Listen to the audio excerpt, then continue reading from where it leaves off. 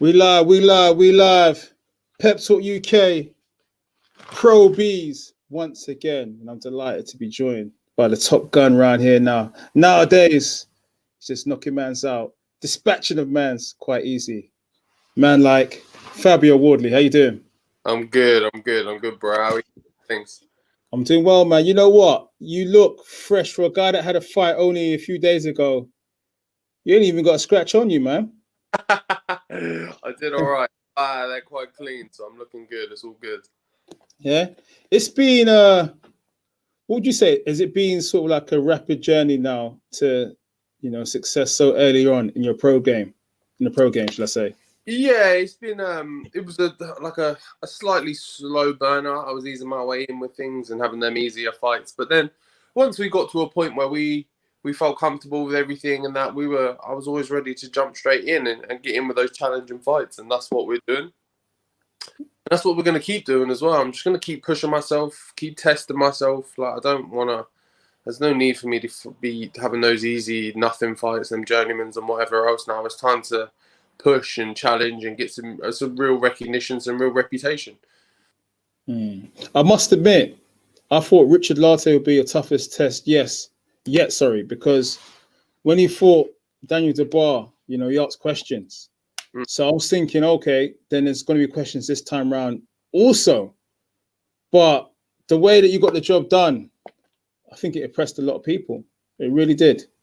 Yeah, man. Like, it's styles make fights, isn't it? Sometimes, and half, I kind of have to almost give a bit of credit to Daniel and whatever else, because they showed you, and Nathan as well, they showed you in those fights the things that he's good at and the things he's not good at. You notice that with Daniel, he's best at that mid-range where he's just swinging it out with you. So see that in advance and know that now, know to stay away from that type of position, know to stay behind my jab and work from distance and get in and out is takes a bit from then. So it's part and part.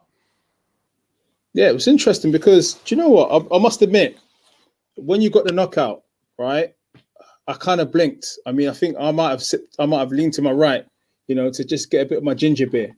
And then I turned around, I'm like, what? Because we were doing a live watch along at the time with Craig Richards. Yeah. What? I saw Richard Latte in the fight. Wow.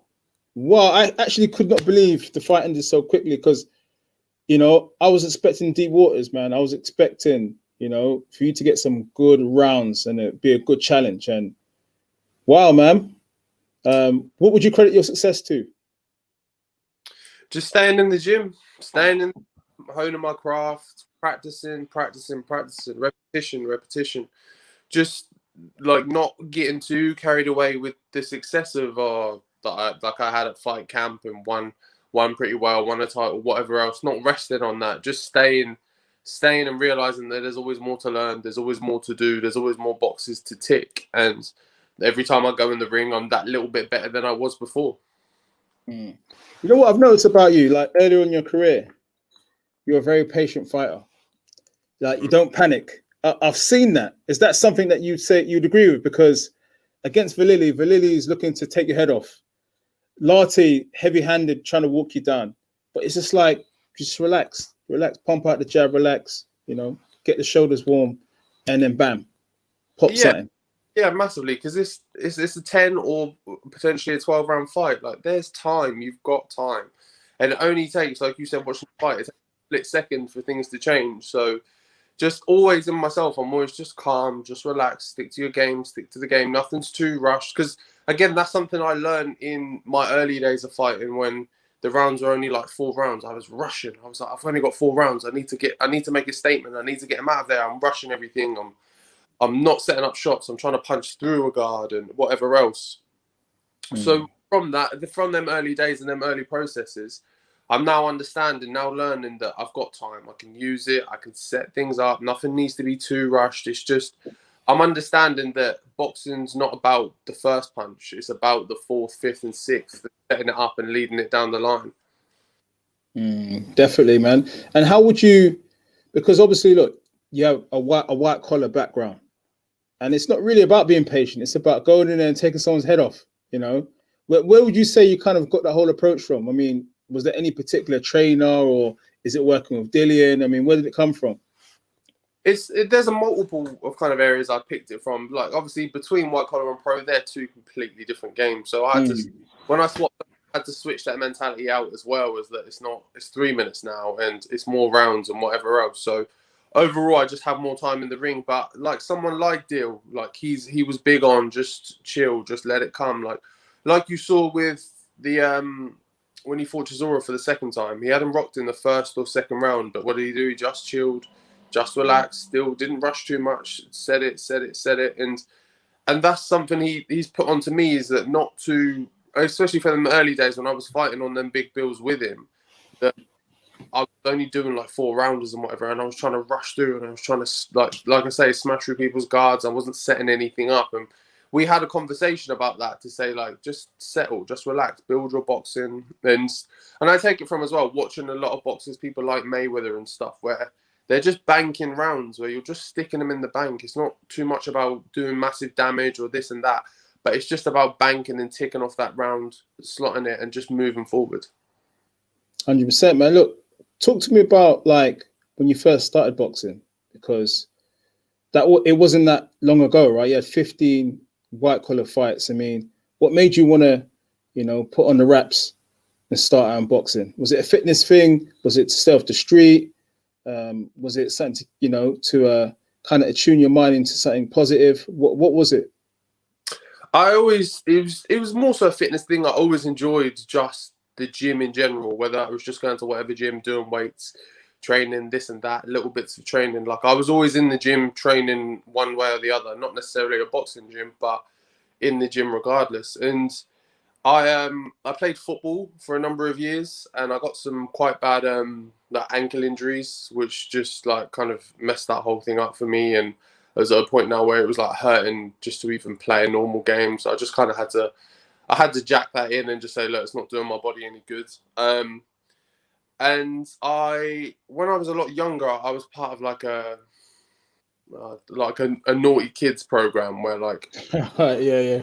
or like a bad youth or whatever else, and they try and keep you out of trouble and off the streets, but like it just in a better environment. And my current coach now was one of the mentors from that group when I was much younger. So that's how our relationship first built, and then from then on, we'd always been quite good friends. We got on well, and as I got older, matured, obviously got out of that phase. I always knew from back then he was in boxing, so I just messaged him, just saying, "Look, I'm interested in boxing. I want to give it a go. Where are you? What are you doing? Can I come down?" And he was just like, "Yeah, come to the gym. It's down here. Just come get involved and crack on." And I just say to like anyone that asks me, I just say it seems like I walked into the gym one day and then that's it. I never left. Like that was my thing, and I was there. Like I was going to sessions every day. I was getting there whenever I could. I just loved it, and luckily for me, I've done quite well out of it so far. I must admit, when people go into the gym and they spar for the first time and they see the type of conditioning that's involved in boxing, it's not for everybody. I mean, I've had a sample of it before. I don't know if you know the Jordan Reynolds, the MTK Global fighter. He hasn't made his pro debut yet, but he's been on Team GB. He's at middleweight. He's going to turn pro very soon. He's going to have his pro debut very soon. I remember going to his gym with Graham Earl, former British and Commonwealth champion. And I had never seen anything like it. The torture that you have to go through. We were running up hills with somebody else on our back, flipping the tires, the chin-ups, the pull-ups. Then you do the sparring. The sparring would come after. Yeah. And you're like, what? How can you spar after doing all of that? Then also as well, you've got to maintain a really strict diet, calculate the protein, calculate your macros, and all of that. And it's not for everyone. I know I've seen some talented guys, right, in gyms that have given everybody hell in sparring, but they just can't maintain a lifestyle. So credit to you, man. You stuck it through, and that's an inspiration to a lot of people. Yeah, I think that's the thing with it, is that you need to understand that boxing is a lifestyle. It's not just night and fight, or just go to your gym and do some sparring and go home. Like, it's everything. It's your training, it's your food, it's how much, like, what, even down to things like watching boxing, paying attention, seeing what's going on, seeing the boxing world, and just it has to become you in your life. It's not turn up to the gym, do a few rounds, go home, and turn up on fight night. There's so much more to it, and I think with boxing especially, I was having this conversation with someone the other day that it's you see a lot of boxers not make it, even though they've got a great talent or whatever else. You see them not make it. They've got that mentality to be able to push themselves, so like to make yourself get up in the morning and go for a run, or to make sure you don't eat that bad meal because you know you should be eating the right meal or whatever else. Because like with football, rugby, whatever else, then pro sports, say you don't turn up for training that day, your coach is going to be on you. That like, there's no way you're getting out with that. There's no way you're just skipping that one and that's cool and that's free for you. But with boxing, if you don't turn up to the gym or whatever, like, there's not really too many kind of repercussions. You don't really get in trouble. It's on you. But so I think with that mentality is the thing you need to have, of being able to push yourself and forcing yourself to do them things that may be a bit uncomfortable, but it's all for the end goal. Yeah, I must admit, man, for me, I go training, and you know, if I decide to have a bit of jollof rice, you know, I might have an extra spoon, man. I don't live that lifestyle, man. I just ask the questions. All right, look, we're going to engage some of the viewers who are asking questions. And James Burrell, first and foremost, can you ask him what level he feels he's ready for? If he can fight anyone next, who would it be? I think I'm ready for a quite high level, but at the same time, I've still got a lot of learning to do. Like I said, still haven't gone past 5 rounds or whatever else. And even when I did, that wasn't a particularly testing fight. It was almost going through the motions a bit. So there's still a lot of kind of questions I need to answer for myself. A couple of boxes and stuff I need to tick off. So the next opponent would still be someone kind of a bit higher than Lati, but still in a similar region of good, testing, notable. Will always obviously come to fight and put it on me. But like I say, I'm not getting too carried away with trying to hunt for like the AJs or whatever else like that just yet. It's about development and building. So someone like Lucas Brown, which we was trying to organise before, those kind of regions, Eric Molina's, like those kind of mixing guys in that fringe level kind of guys that are still decent names, still in the game, but still can give me a good challenge at the same time. Definitely. It's definitely about having those learning fights, you know, fighting different styles. And I think that's the reason why accomplished amateurs can kind of challenge for titles a bit quicker, because they're seeing different styles in the amateurs. You know, they fought different levels. But when you've had, you know, a limited or less of an amateur kind of pedigree, then you need to learn as you're going along, you know, and be patient, man. That's a sensible way of doing things. You know, think about the long-term goal rather than the short-term success. Yeah, massively. All right, Raw, welcome for joining, mate. Heavyweights peak in their 30s, so you have plenty of time. Will you stay at British and European level for the next few years? The top level is becoming very crowded, so there's no point rushing it. ? Yeah, similar to kind of the same answer. There's no need to rush. I'm still young. I'm still 25 years old. Like, I've still got ages and ages to go till I hit my proper heavyweight peak. So there's no need for me to be really rushing or, like I say, trying to get to that top level so quickly. Not just because of I've got age on my side. I haven't got that much experience in the game overall. Whether that be, even if you count my like white collar fights and my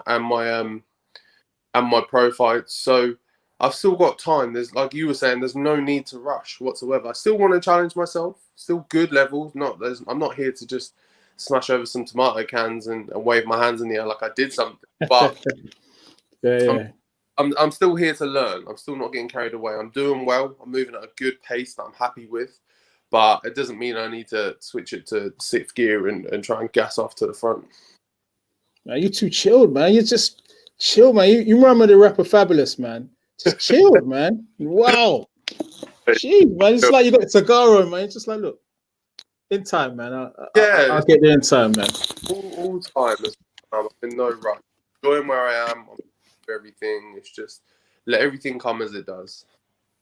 100%, man. Okay. So, Raw, another question. What's your dream to fight and fill out Portman Road, home at Ipswich Football Club? Yeah.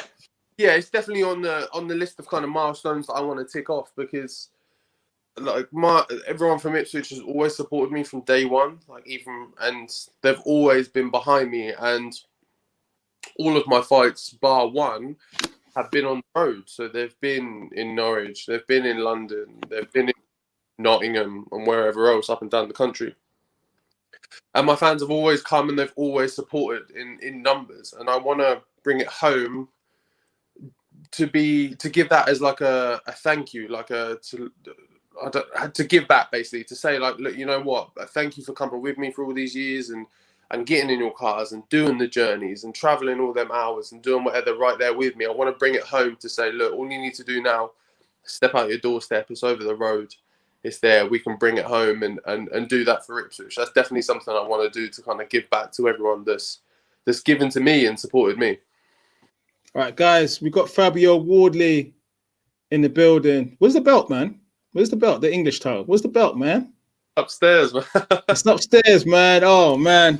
Hey, look, we got Fabio Wardley in the building, English champion, and he's answering your questions. Remember, smash that like button and then get some good questions in to the man, fresh off the W from the weekend against Richard Lartey. As you can see, man, he's well chilled, man. He's up for this. Okay, so, right. Quite a few questions coming in. Okay, so, all right. Halusami Odemir. I'm a big fan of yours, Fabio. Can you please answer this question? I want you to be honest. If you fought Joe Joyce now in a 10-rounder, how would you do? Wow. He coming straight with the smoke just like that. We're only 10 minutes in. It'd be a very very difficult fight for me for a reason, because Joe is like he's well experienced. His amateur background obviously speaks for itself. He's been in boxing for years, and he's known to have a tank, a real engine. Like, he can just go and go. And for me, for someone who hasn't been to those later rounds and hasn't been in there with someone competitive who's always throwing like Joe is, that's obviously going to be very difficult. It'd be a great competitive fight. My style is good against someone like Joe, because he's good, powerful, comes forward, but I'm quite slick, sharp, fast, and I can pick and move. But the question would be, how long can I maintain that if I've never done that before and I've never gone through that type of kind of rounds before? So it'd be a great fight and it'd definitely be interesting. But me and Joe are pretty good friends. I've spent the last 2 or 3 weeks with him, helping him get ready for Daniel. So we've built up a pretty good relationship. On Joe Joyce, how does he get on this weekend against the bar? It's a hard one, isn't it? Because they both have key elements to kind of beat the other guy. So Joe is obviously, like I was saying there, strong, powerful, can just keep going. Daniel sometimes has been susceptible to slowing a lot in the second half. He comes out very strong, very sharp, very firing in the first half of the fight. But then when you've seen him get to them a few later rounds, sometimes he does drop off a bit. Which obviously against someone like Joe isn't great. But then with Joe, he's sometimes been known to be a bit of a slow starter, get caught a bit in those early rounds. Maybe to his own admittance, because he doesn't really, for the opponents that he's had, he doesn't really care for them or care for their power. So he just feels like, I can walk through them or whatever else. But with someone like Daniel, that's a problem, because he obviously in those first early rounds is very strong, very big and very sharp. So it's just about on the night who can maneuver their own game plan in front of the other person's. Okay. Good breakdown, man. Good breakdown. And again, I think about whoever lands cleanly first. I think that's where the questions will be answered. Definitely. Yeah. All right. This is a good one. Fabio, they're coming for the smoke straight away, right? Listen, look at this one, right? Fancy a David Price fight. Wow. Yeah. Yeah, David Price would be a good fight. He's the type of level we're in, and the one we're at right now. Those people that did operate at a high level before, obviously they're right, but they're still great fighters. Still good challenges, and also a good name to have on the record. So yeah, someone like David Price would be a good opponent. You saw against Dave Allen David Price was very good that night. Yeah, and that right hand of his is a lot of people talk about that right hand. Yeah, it is some right hand. It's very dangerous. Yeah. If you put that name forward to Dillian, what would he say? Would he say, yeah, go for it right now, or would he say just like wait for a bit? What to do? They tell me not to do. He's all for it. He believes in me, and he wants me to test myself. He did an interview with IFL and Coogan or whatever else, and in it he said he wants Richard Lartley fight. He wants me to get tagged. Yeah, I saw that. Yeah. Really, he wants me. Like, I know that from him. I know what he's like, and that's how we are. He doesn't. He's not here to, as much as he's here to give me opportunities and look after me. He's not here to give me an easy ride. He's not here to just feed me, like I said, tomato cans that I can just bang over and make me feel like I'm the big guy. He's here for me to develop as a real, genuine boxer, and for that to happen, I need to have real challenges, and he was always supportive of that. Definitely. All right, cash in. It says my favorite prospect, Fabio Wardley. Hey, look, I suppose, there is Dubois, yourself. I think, you've got the guys who are at world level at the top of the tree already, but all past 30. So there's a kind of a gap and a void that needs to be filled down the line. And I kind of understand what you're saying, and I also believe the same thing, that there is no rush, that timing is everything in boxing. And I think you've got a long time in the game, man, to achieve your goals. Definitely. Yeah, I think so too. I think, like I said, there's no need. That them top level boys, them Dylans, them AJs, them Furies, they're well established. They've got that spot, and they're not moving forward. They've got probably another 2-3 years between them all to mix in and around each other. But that what then comes after, and those building into that space and stuff afterwards, is the likes of me, your Daniels, your Nathan Gormans, your Huey Furies a bit, and whatever else are kind of mixing into that area or that level. So it's just about kind of over the next few years who can maneuver their career in the right way and get the right fights at the right time and push into them top spots. Have you pushed again for the Lucas Brown fight? He's one of the names I've suggested. Yeah, because after my fight with Larty, he got a bit mouthy again on social media, which pissed me off a bit. So I called up Dill and I was like, we need to make that happen again, because it's all good. You can say whatever you want to say in the build up and whatever else. That's fine. I've got no problem with that whatsoever. But don't do it all and then not let me smack you in your face for it. That's the bit that annoys me. So hopefully we can get that one off. Yeah, it was kind of interesting when he fought Dillian a few years back. I remember the whole build up that time. I think the presser was in Tower Hill, I think it was. And it was so entertaining. They were going back and forth, and it was one entertaining build up to a fight, I've got to say. Good for the mouth, at least. He loves to talk, but it's all fun and games until you can't back it up. What did Tyson say? It's everyone's got a plan until they get punched in the face. All right, exactly. All right. So Rashid says, how do you feel when going into other heavyweight camps to spar? Any nerves because you're in their territory? Rashid? No nerves, because wherever I'm going, I'm the up and comer. I'm the prospect. There's minimal expectation on me. If anything, there's pressure on them because they're in their camp. They're in front of all their people, their trainers, their whatevers. And if I get in there and absolutely stick it on them and they look a bit shaky or whatever else, that's the question marks are now around them. If I go in there and say they batter me, what is that? That's nothing. That's that's kind of how it's almost meant to go.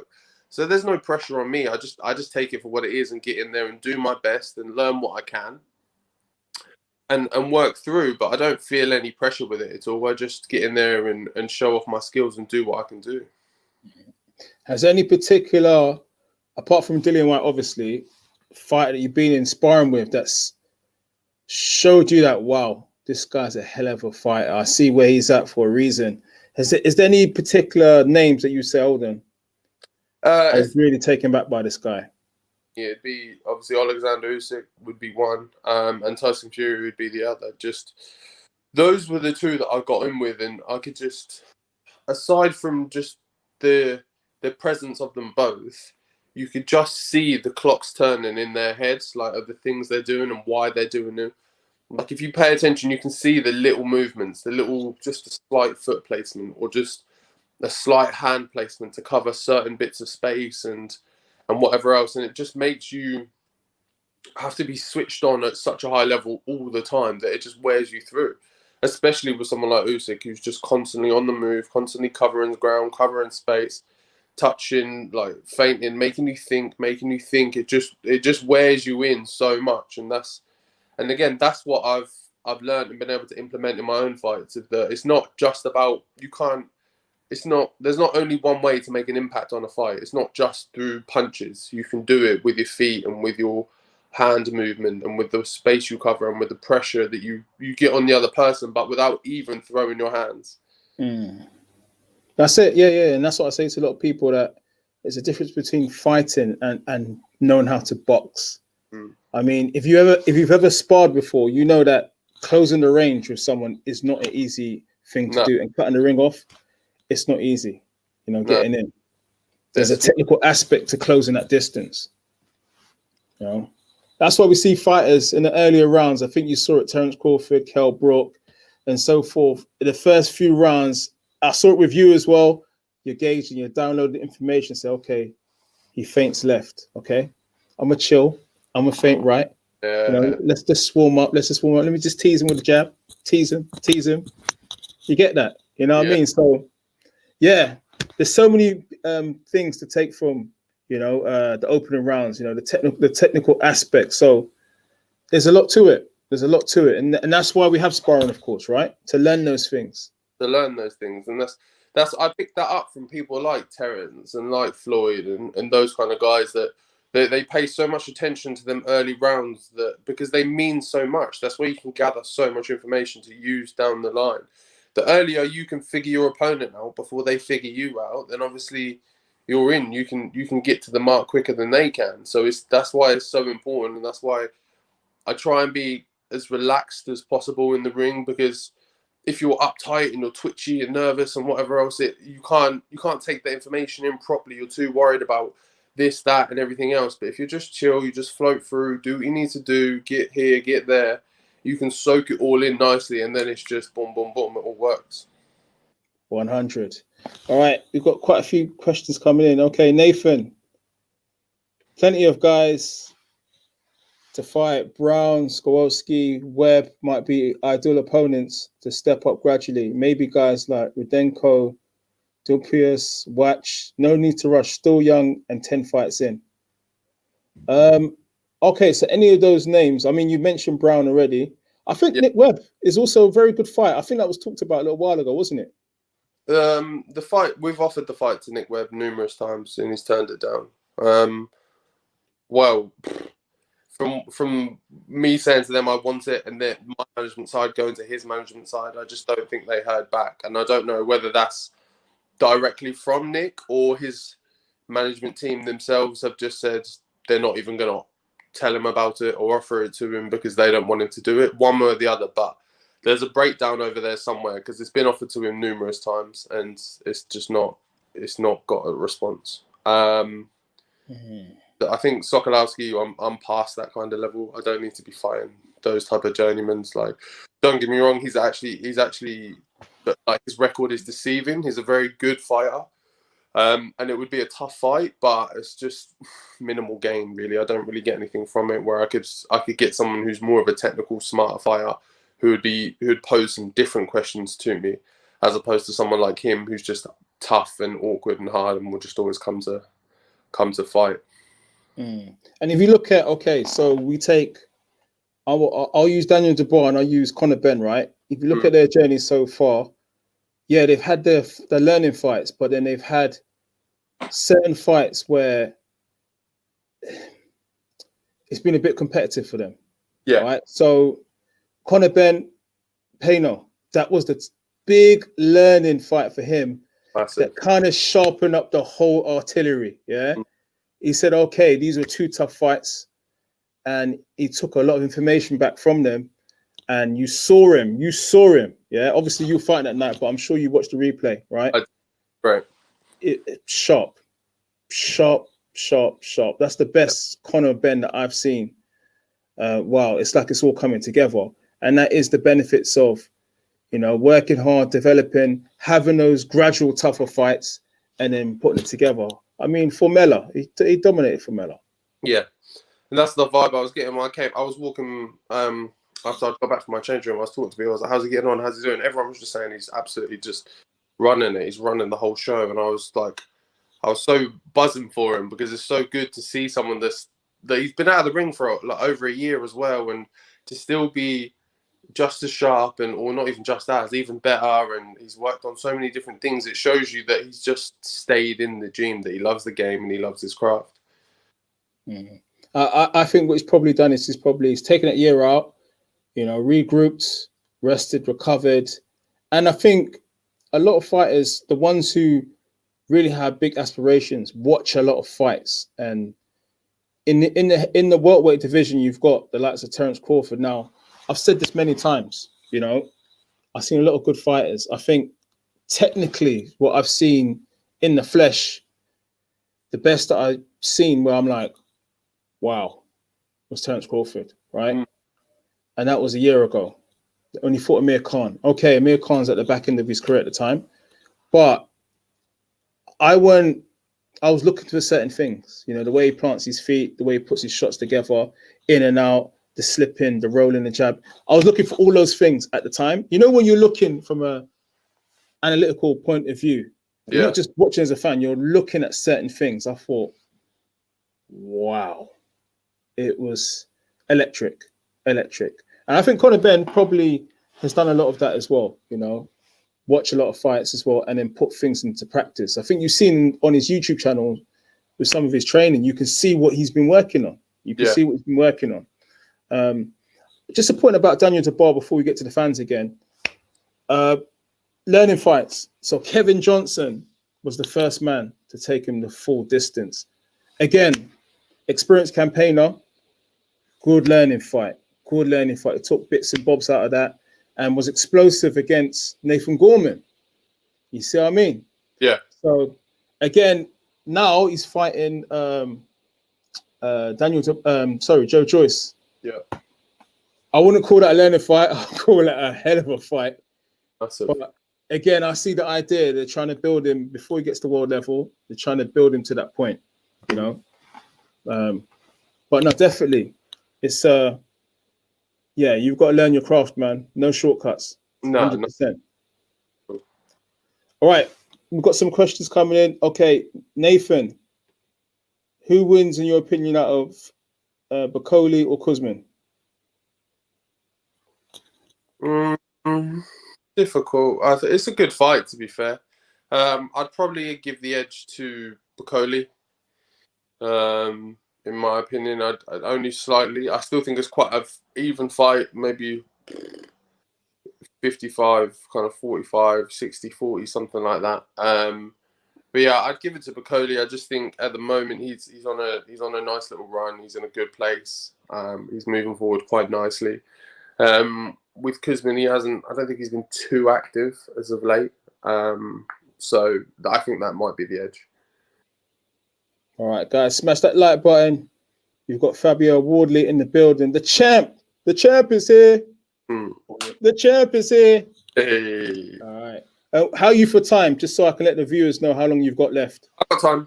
All right. See that he's giving back to the fans, man. All right. So, David Cummins, do you feel training abroad would enhance your skills? Going over to America, the American gyms, fighting with those tough Cubans, probably worthwhile, right? Yeah, probably worthwhile. Yeah, it's something I've done previously, and I do it now. I like as a whole. I like to go and do it, but something I figured out. I don't like doing it when I have a fight booked or a fight scheduled, or when I know I'm going to be fighting, or it's too close to a fight. Like I spent last year. I spent a month in Miami with Hergovich. MIA, yeah. All right. I see you. And that was great. It was a great camp, great time. And I had a fight booked in December.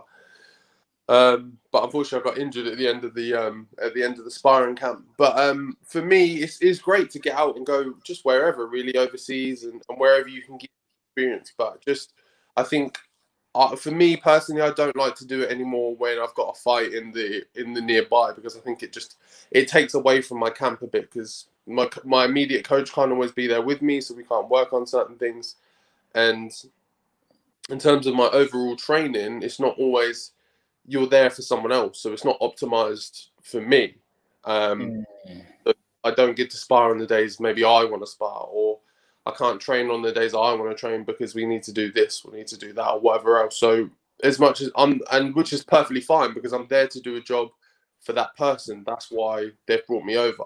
But if there's a point now where I need to take my career and think that it needs to be about me, then at them points when my fights are coming up, it needs to only be about me, really. So, but yeah, it's a great thing to do, and I love doing it. But just that, and I don't do it anymore when I've got a fight nearby.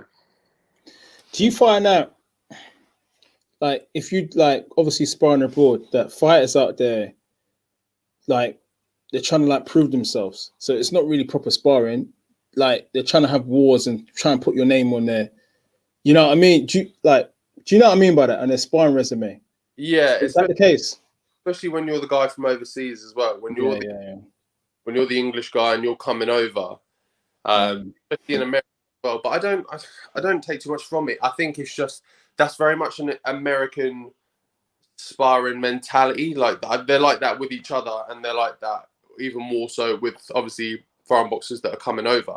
I think that's just the way they are. Like, you see so many of sparring bids come out of them guys of absolutely hammering each other, and then like one's rocked and they're still just absolutely digging in on them, like not letting them off the hook at all. Where I've seen that at certain gyms here in England as well, but for the most part, when I've seen that happen, people ease off, they back up, there's that mutual respect between them. But where in America and things, they're there to clean you out. Like, it doesn't matter.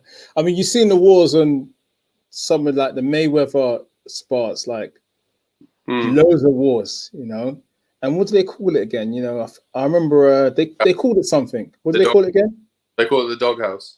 The doghouse. Yeah, you got to go in there and prove yourself and this and that.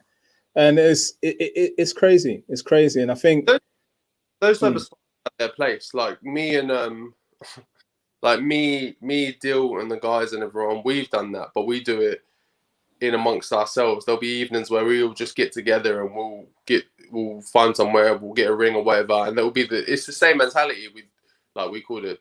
He changed it to doing Smoke Sundays, but that's what before Smoke Sundays was more about the community thing. That's what Smoke Sundays was. It was about us through the week, like going back at each other in the group chat, having a go, saying this and that, and then saying, wait till Sunday, I'll get you on Sunday, and whatever else. And then on Sundays, whatever, we just went hell for leather at each other.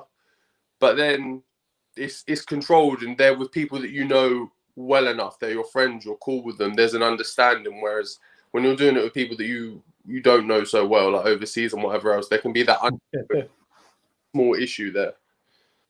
100%, man. All right, James Burrell again. Hey, James, man, you're on fire with the questions, man. Damn. All right.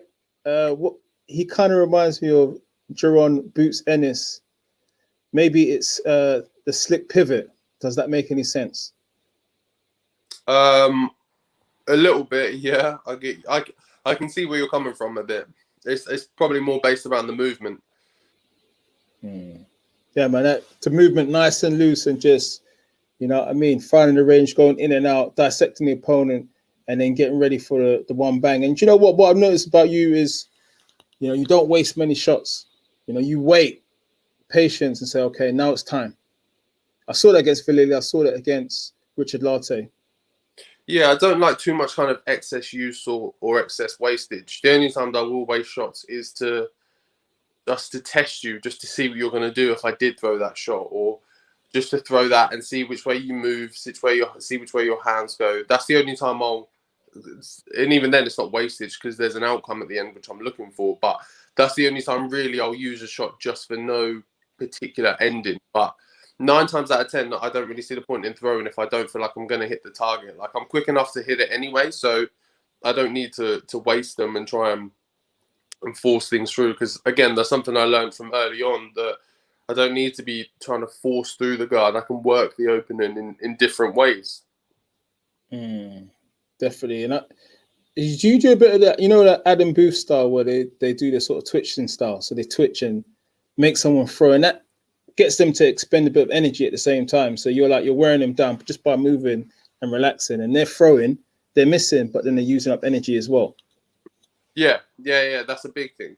That's something bigger, like them little feints, them little twitches that make them go. That's why I say, for me, it's best to be relaxed, because you don't then bite at all of that. If you get in the ring with someone that's like that, and you're a lot more chilled, you don't bite at all those little twitches and feints and whatever they're throwing at you. So you're not expelling so much energy.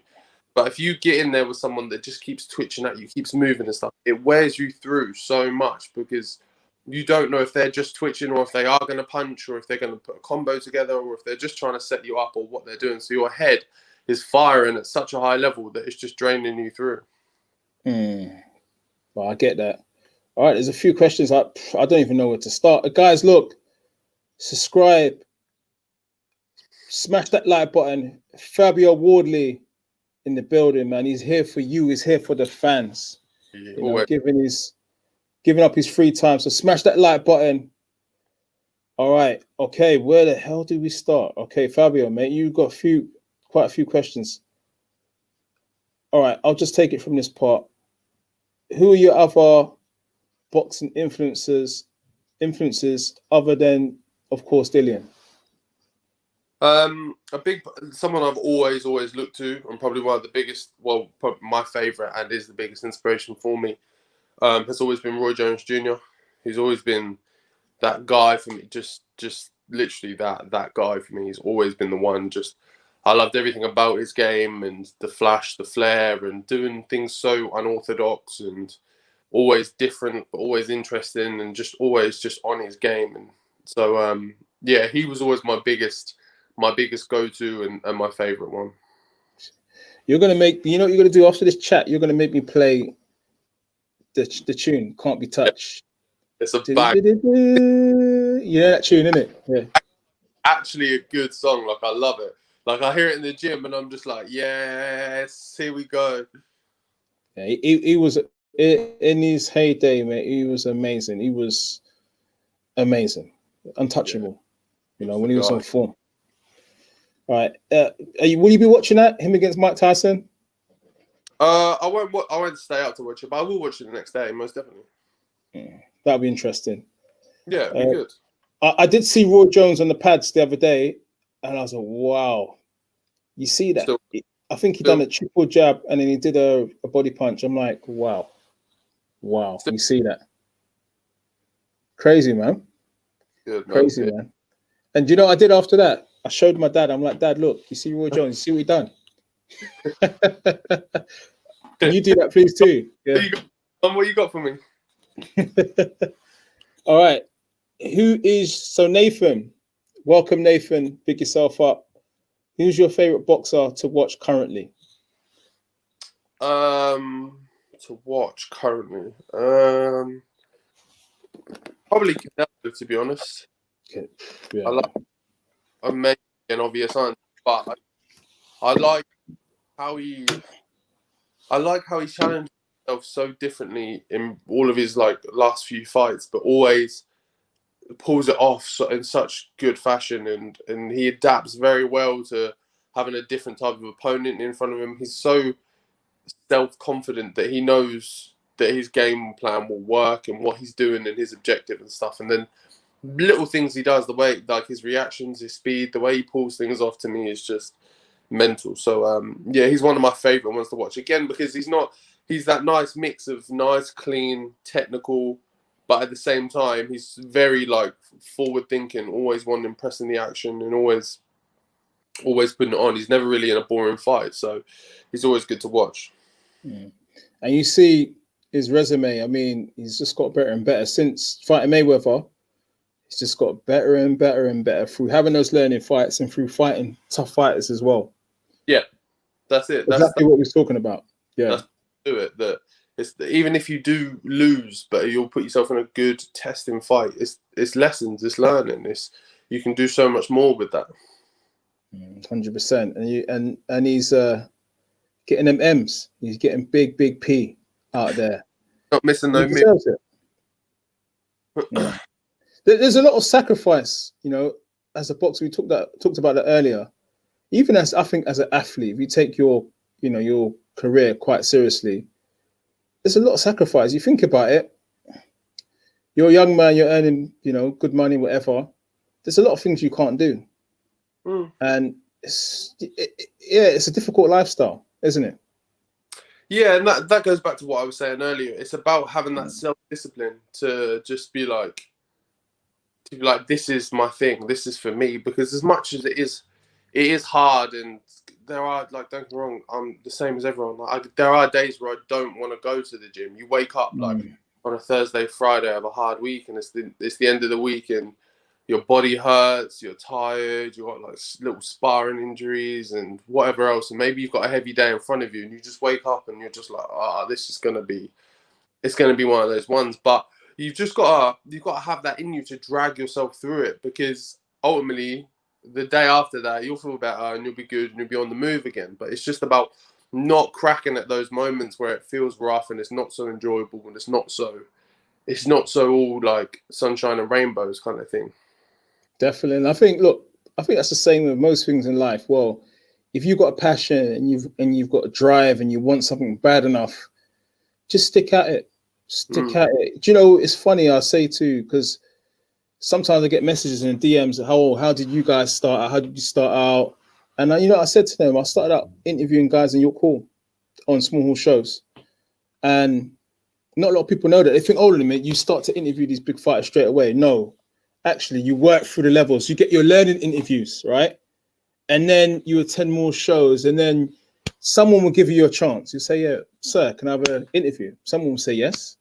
You get opportunity, and then you just build from there. But it takes a lot of time, dedication, discipline, reading, content producing. It's a long road. You know, you've got the top guys, seconds out. You've got IFL, Boxing Social. You've got the top guys. And, you know, in order to kind of make your platform, you know, reputable, you've got to put the shift in, you know. And to be fair, all of them put the shift in, yeah. And I've been in the media rooms with all of the other channels. Let me tell you, it's not easy. No. It's not easy, mate. You've got graft. That's the one thing you can do that no one has over you, is that you can graft. You can put it in. No one. That's something you don't have to be born with. You don't have to learn. It's just you can do it, and that's it. And I get those messages as well. And what I say to people is, like, a lot of this game is just showing up. It's just making sure you go, you do what you're supposed to do when you know you're supposed to do it. Whether it feels nice, whether you're in the mood, you're not in the mood, you don't want to, whatever else. A big percentage of this game is just turning up and doing the job that you know you're supposed to do. 100%. And they do say failing to prepare is preparing for failure. That's what my own Muay Thai teachers always taught me. That's the one. Those are his words. Okay, so Audi alias TT. Okay, I see you moving through those streets in the TT, man. Okay, with those chrome rims as well, yeah? Spinning. All right. All right, Fabs, watch the little fight. Did you realize how quick and heavy your single shots are? How do you generate it from such a relaxed stance? I think he means the fight with Richard Latte. I watched the Latte fight. Yeah. Repetition, practice. And that goes as well. That I'll give part of that to my S&C coach, Danny Wilson, and Boxing Science, because that's something, since I've been with those guys, I've been with those guys for two camps now, and I felt my best after both of those camps. So it's a combination of learning to throw a punch at pace, but with the right technique, and that it's not forced, that you're not putting your whole body into it and behind it, and that it's so telegraphed and you can see it coming a mile off. It's just about being, again, it goes back to being comfortable. That the best you can throw a punch is when you're at your most comfortable. If you really sit there, really tense up, really try and like put everything into it, that's not going to be your best and sharpest punch. It's just about being relaxed, ping, ping, just in and out, ping, ping, and just repetition of that. I do that on the bag. I stand there, I step out, I step in, boom, boom, I step out again. And then I reset everything, do it again. Step in, boom, boom, step out. So it's just about repetition. But obviously there is a training element to it as well with the weights that I do and the type of S&C training that I do that just helps assist that as well. But always boxing first. Question for me. Sorry, guys. I keep stealing your thunder. Okay, so look, you talk about repetition, you talk about how you prepare, but I also think, in my opinion, how you watch your opponent. So you're fighting someone, so you're fighting a guy. I always think it is good to have a look and watch the tapes of how someone moves, you know, their bad habits, the things that they do well, so that when you're in the ring with them, you know exactly how you're going to implement your game plan. Is that a fair point?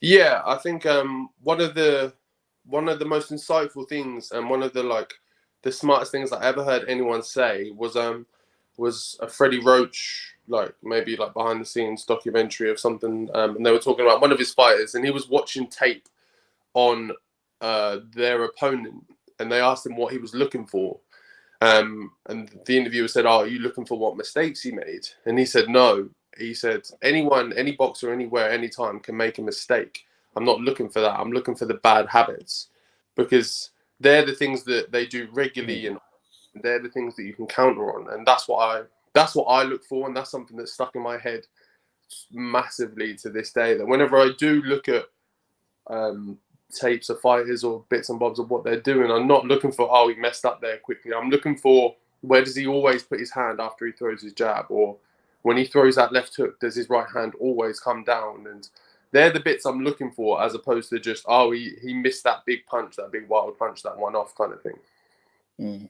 It's interesting you say that, because in the Kell Brook fight against Crawford, you know, when Crawford switched up to southpaw, you know, again, you know, you probably were the same. I'm thinking, okay, Crawford switched. So what is the rule with the southpaw fighters? To keep your lead leg outside of their inside leg, right? So I'm like, okay, that means throw the right hand, left hook.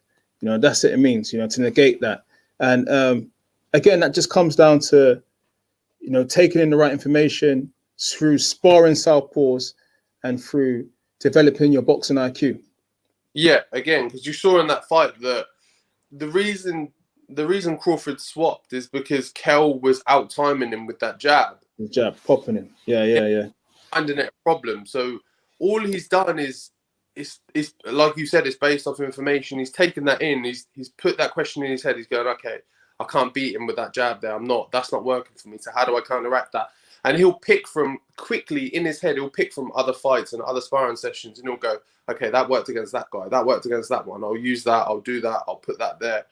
And you see, that's what makes him such a world-class operator, because he's done all that information, all that calculation in a matter of seconds, swapped the stance, said it, worked it through a bit for a round or two, and then boom, come off with it.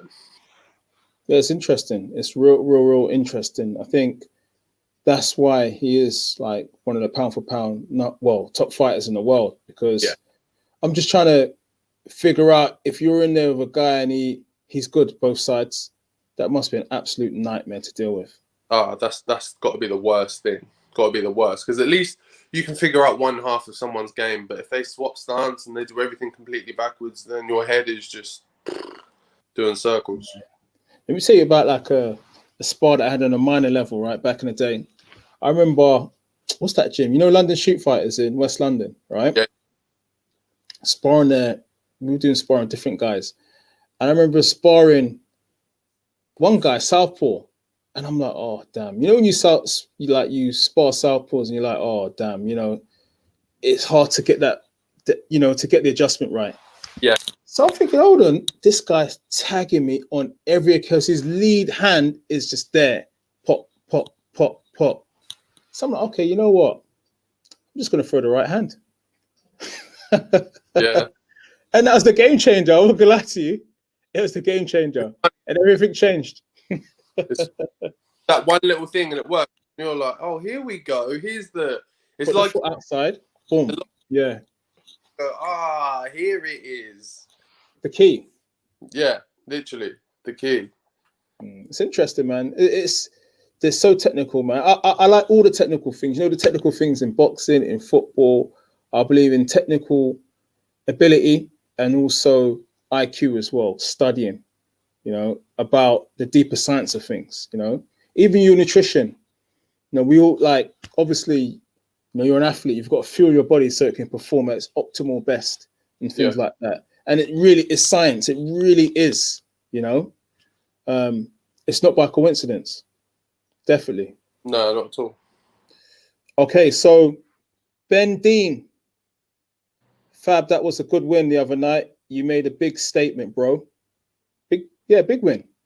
Thank you, Ben. Thank you. It was a good night. Good night's work. Yeah, 5 guys after. Was it 5 guys? They were closed. I looked, man. They closed by the time I could get it. So we just went for a pizza quickly. Oh, it was in Wembley. Yeah, it was Wembley. Yeah. Do you know what? Do you know that area, Wembley, right? Do you know Wembley, Northwest London? No, I don't know it too well. Oh, okay. I used to live not far from that area. I know the area really well. There's some good, obviously, if you like Caribbean food, there's some, like Harlesden, the hood is not far down the road. It's like 10 minutes drive. Stonebridge and Harlesden, it's not far away. So I was saying to Chris Lovejoy, he wanted, at the time when he was over there, he wanted to get some of that. I said, well, it's 10 minutes down the road. Right on the doorstep of Wembley. Right. So next time. That was a good venue and everything. So I hope they do it again. Yeah, production level was off the chain. I've got to say that. Yeah, they did. They smashed that. All right. So Glasgow Rangers for life. Yes, aye. We're having a wee chat. Okay, so he's saying, would you like to face Wilder one day if the opportunity came up? Yeah, of course. I'd make sure in the contract there's a clause about no bitchy excuses or something like that, because I'm not having that afterwards. I'm not dealing with that. But I'd love to fight all them big names. That's what we're here for. That's what I'm in the game for. Is to fight them big names, be in those big fights. So he'd definitely be on the list, and so would a lot of other people. All right, guys, smash the like button. Fabio Wardley, the champ, is here. He's giving you his time. Smash that like button, or he might pay you a visit, man. He might pay you a visit. I might stop by. All right, Halusi Odemir, well done, Pro B's. Great show. Look, it's great for the fans to interact with their fighters, man. That's the main thing, man. This is for the fans, really. Okay, so Nathan, do you believe too much emphasis is placed on staying unbeaten today in boxing? I don't. Yeah, I guess there's a. I think all it does is create a lot of pressure on fighters, and it then that in turn makes it kind of less enjoyable for the fans, because a lot of fighters are so worried or nervous about losing that that they don't want to engage in them good high level fights that, one, the fans will enjoy, and two, that will benefit your career. Like we said earlier with Canelo and him taking Mayweather, if he was scared of that massively and losing it, he wouldn't have taken that fight. He wouldn't have learned all the things that he's learned, and may not even be the same Canelo that he is today. So, I think if there is, in short, there is too much emphasis on it. But I think win or loss, as long as you take the right things from whatever fight you've had, it can always benefit you. You can always be fine with it. Definitely. And in the pandemic right now, it's going to be more 50-50 fights. Yeah. So there's going to be more upsets. Standard. No easy fights. Winner stays on. Okay. All right. This is a good one. Fabio versus Takam. Okay. I'll keep my mouth zipped for this one. I got a big mouth, man. Let me keep it zipped for this one. That'd be a good fight. Good fight. Again, a good level of operator. Someone who always comes to fight. He's always in shape. He's always just going through all of the rounds. You can always see him. He works hard. He trains hard. So that'd be a good fight. Be a good fight. Something in the region that we're looking at. Definitely. Maybe kind of back end of the once I've had maybe 2 or 3 more, and whatever else. And he's definitely someone that would be potentially on the list. Well, I'm not gonna lie to you, Takam kind of scares you, man. I'd hate to see Takam in the dark alley, man, on a Saturday night, man. All right, okay. Oh, we've answered that question already. Who would Fabio want to fight next? He's kind of touched on it already.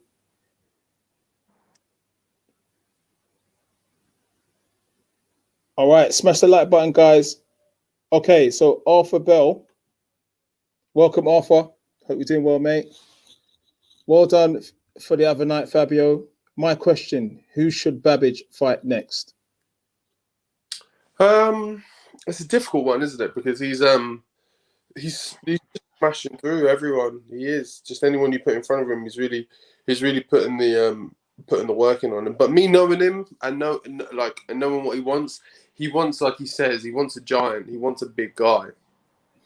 So I like someone like David Price, something like that, would be like what he'd absolutely love or live for, because he wants to be that guy he wants the like David and Goliath kind of vibe to his fight of he's the smaller guy in with a massive guy and he can still topple them and still beat them, and that's what he wants to do.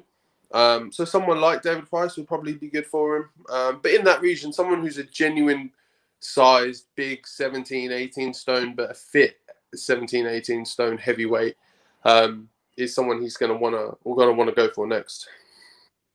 All right. Babbage, David Price. Interesting fight. All right, Raw. How good is Babbage's boxing ability? Critics say he'll get KO'd by any big heavyweight with decent timing and power. Would he really go straight in with someone like Hrgović so recklessly? His boxing, like, don't get me wrong, his boxing ability is good. He just has that mentality that he wants to, one, put on a show for the fans, because he absolutely loves the fans so much, and he just loves a tear up. Like, he's like that same type of style that you see in the ring on the night. He's just like that, inspiring. He's just as relentless. Oh, okay. Yeah. His head's always turning. He's just pounding away. And that was the same thing that got him signed with Dylan, was that he came in and absolutely put it on Dill, and Dill was like, this guy's a madman. That's what we as kind of us as that kind of boxing family and circle, we love all that. We love someone that just loves the sport and wants to put 100% effort in. So I think with him, there are small little things he may need to tie up a bit, but don't, like, again, he's what, 4, 5 fights in, like don't rush the guy too much. Like let him do his learning, let him do his building. People are talking about him like he's 15 fights in the game and whatever else. Like, if you look at me at 5 fights, like, if I watch my own fights back and my 5th fight, I look at it like, who is that guy? Like, what is going on? Like, what was I doing there? Why was I doing that? So it just takes time to learn little things, and you need the right fights at the right time to help you build more sparring, more time in the gym, and just assess and get different things worked out. But he can definitely come on and be a real big guy in the division with that style. Because as much as everyone says, oh yeah, he's easy to hit or he's easy to knock out, at the moment you may know like what the right thing is to beat him, but no one's been able to do it yet. He's still absolutely smashing through, so it's working. Yeah, and just to add to that point, when Babbage was on here, same live, I think someone said to him, how won't people figure out what you're going to do, coming forward, blah, blah, blah. He says, well, they know what I'm going to do, but they can't stop it. Yeah. That's exactly what he said. Tell him to try and stop it. Yeah. Man, it's too funny. So, all right, boxing backhand. Welcome, my friend, regular viewer. All right, I know you're pals, but would you fight Babbage if there was too much money to refuse? Again, I'm going to do this bit, the zip, keep my big mouth shut. Nah, I wouldn't, because it's the same. Like, I get a similar question as well. I get people ask if ever I'd fight like Dylan or anything like that at all, and I don't.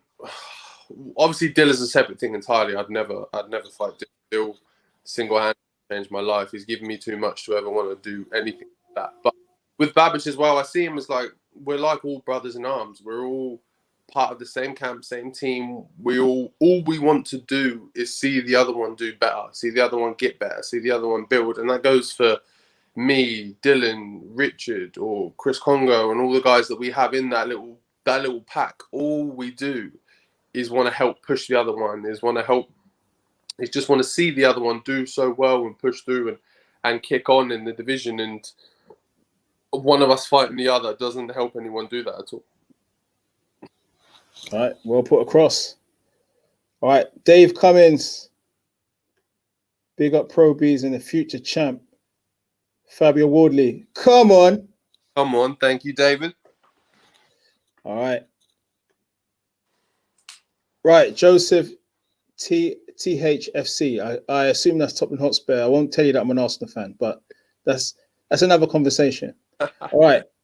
So Fabio talks really well. Yes, he does. He comes across really well as well. I hope he can be the next star from the UK. Next fight, Gorman for the British title. Wow. Let's go, baby. Yeah, it's obvious that that's the direction I'm pointing towards, the British title. That's what I want in the next few fights. So probably something like that will be able to be organised in summertime of next year.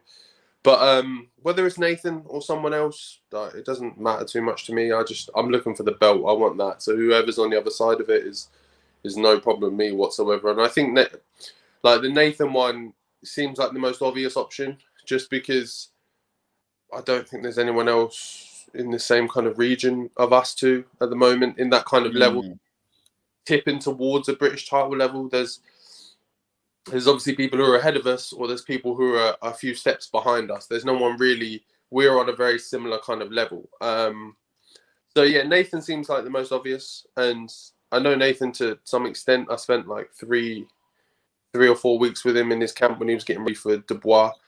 So we've spent some time together. We've trained and stuff, and it'd be a good fight. Yeah, I mean, I'll be interested to see that. Do you think Frank Warren and Eddie Hearn will get together and talk about that potentially happening? That's obviously the big question mark over it, isn't it? Is that we're on two different sides of the river, so it does make things a little bit difficult. But if it gets called by the board and then has to go to purse bids or whatever else, then at least one way or the other it will be settled. But yeah, I know, like obviously before Frank and Eddie would do to have their little sit down, their little meal and talk about some things, and they were talking about a mixed show. So it could be potentially on one of those, something like that. It'd be an interesting one. I'll tell you this, Fabio, right? So the restaurants are open from next Wednesday. Everything's open again. So we could send the text message to Eddie Hearn and say, look, you can eat out now, right? From Wednesday, let's get this fight popping. Gorman, Wardley, let's go, baby. Yeah, of course. I think we can get that moving. I think as well with Nathan, he'll want a fight or two more before he steps into a British title again, because I think by his own admittance as well, in the Larty fight, he wasn't at his best. He came quite out of shape, quite heavy. Don't get me wrong, he still put in a decent shift, got through 10 rounds, which is impressive to be at 19 stone or whatever else. But I think he'll want a few more fights because he swapped to a new trainer as well, or his old amateur coach at least. Yeah. So he'll want to work out some kinks with him. He'll want to get himself in kind of a more peak conditioning. That's why I say more like summer next year as well. And I still want to build a bit as well. Not just my boxing skill, but my profile and stuff as well. I want to have some high level fights, decent opposition and stuff. So if we can build towards that and build it up and give it a bit more, then that would obviously benefit everyone. And at the same time as well, we still need to wait and see what happens with Dubois and Joyce and what their plans are, because whoever wins that, they might not even want to give it up just yet, and then throws everything in the air. So who knows? Okay, all right. Guys, smash that like button with Fabio Wardley. We're going to do another 10 minutes and then we'll be out. Okay, so Weiby 7. I don't understand how people think he dived. He clearly didn't. Fabio clearly hurt him with the jab, which stumbled him and then connected with the right hand on the glove. The power from Fabio went through. Big talking point on Twitter that night when he was fighting. Some people reckon that Lottie dived. Yeah. I don't know. What do you make of that? If he does, he needs an Oscar. That was, but yeah, that's always going to come. I think the thing is with it is because when you look at it, a lot of people always expect the last punch to be the most damaging and be the one that does that. If they do hit the floor, is the one that absolutely cleans them out. That's the one that needs to connect best and do the most damage. Where if you actually switched on with boxing, at least you know that that's not a thing. Like you can, there's people who are out on their feet, like they're gone and they do that little and they're over near enough. And like Webby said there, that it was the jabs that set him really, and there was one that stung him flat on the chin, pushed his head back, and I watched his knee dip, and when I watched his head go a bit, and I think his hands even dropped slightly as well. And once I saw that in him, I knew what I was doing again. Stuck another sharp one in, stung down that guard, and then feinted one, so his guard came in front of his face, brought a left hook round the side, which was the one that, out of the punches, that was the one that connected the best, which already pretty much sent him. And then the right, he was just, his head was scrambled already, so the power of the right more so was the one that just put him on the floor. Okay, all right. Next question. Lucy Ozamir, it's a shame that Fabio and Babbage is in the say. Are you guys trying to cause some drama in the camp, man?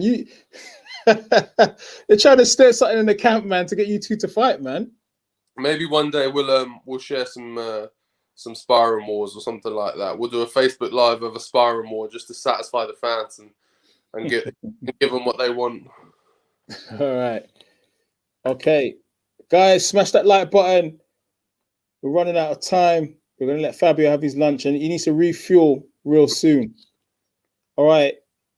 Would you ever fight Itibar Muhammad M? Welcome, Muhammad. You mentioned it earlier that you want to bar if that's there. Yeah, of course. I think the thing is with me and him is that he's quite a few steps ahead of me at the moment, in terms of like level and experience. He's already challenging for the British. If he comes through on that, he'll be quite highly ranked with the WBO, I think it is,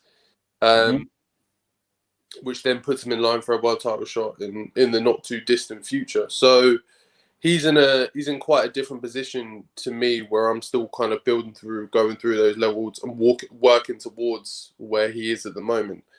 But yeah, definitely, I'd love to fight him. I'd love to fight everyone in the division. There's no one in the division I think, oh no, other than obviously Dill, but there's no one I look at and think, oh no, I don't want anything to do with that. All right, you want all the smoke, maximum violence. All of it, all of it, all day long. All the smoke, man. All the smoke. Just like when I'm trying to cook in the kitchen, man. There's lots of smoke, man. The alarm goes off, man. Alarm's going off. The window got to get. Don't let him cook. Don't let him cook. All right. Okay. So a couple more questions.